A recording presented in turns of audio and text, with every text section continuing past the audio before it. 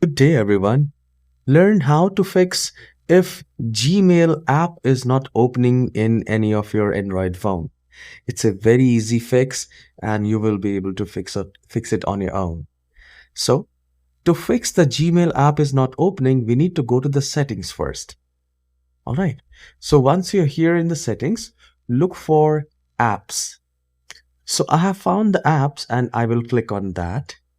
And then we will look for Gmail. So I'll scroll down more, and I have found the Gmail app.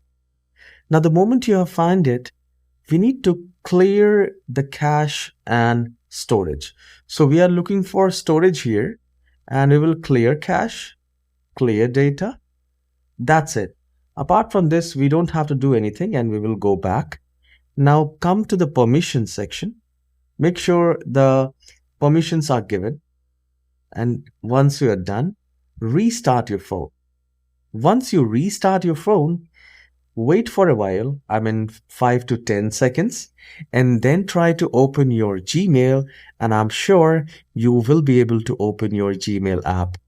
So if this tutorial is helpful, please don't forget to hit the like and subscribe. I'll see you in the next video.